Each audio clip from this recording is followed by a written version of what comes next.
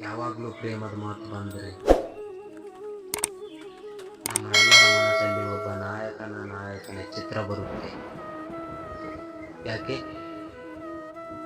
ನಾ ಹೇಳೋದೆಲ್ಲ ನಿಜ ತಾನೆ. ಆದರೆ ಪ್ರೇಮ ಕೆಲವು ನಾಯಕನ ಆಕರ್ಷಣೆಯ ವಿಷಯನ ಅಲ್ಲ. ಪ್ರೇಮ ಪರಿವಾರದಲ್ಲಿ ಇರಬಹುದು. ಅಪ್ಪ ಅಮ್ಮ ಅಣ್ಣ ತಂಗಿ ಜೊತೆಲೂ ಇರಬಹುದು. ಸಂಗಾತಿ ಗೆಳೆಯರ ಜೊತೆಲೂ ಆಗ್ಬೋದು.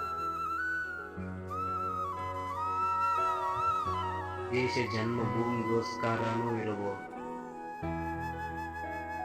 ಮಾನವತೆಗಾಗಿ ಇರಬಹುದು. ಯಾವ್ದಾದ್ರು ಕಲೆಗೋಸ್ಕರನೂ ಇರಬಹುದು. ಈ ಪ್ರಕೃತಿಯಲ್ಲಿ ಕೂಡ ಇರಬಹುದು.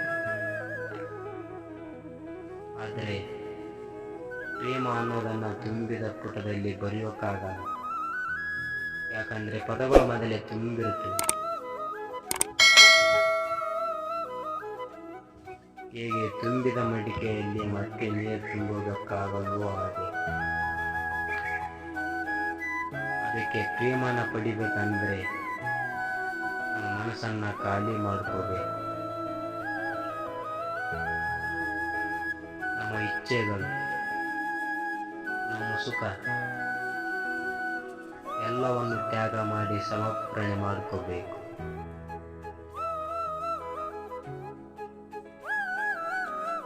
ನಮ್ಮ ಮನಸ್ಸಿನಿಂದ ಮಾತುಗಳನ್ನು ಹೊರಗಟ್ಟಬೇಕು.